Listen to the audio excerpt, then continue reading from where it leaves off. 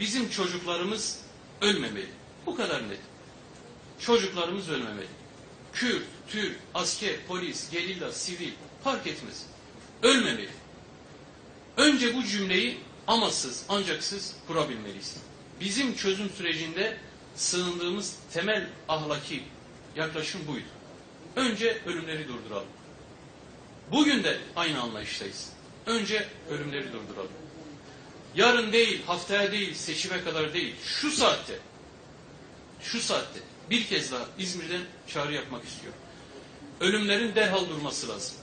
PKK'nin amasız, ancaksız, silahlı, bombalı şiddet eylemlerini şehirlerde, dağlarda durdurması lazım.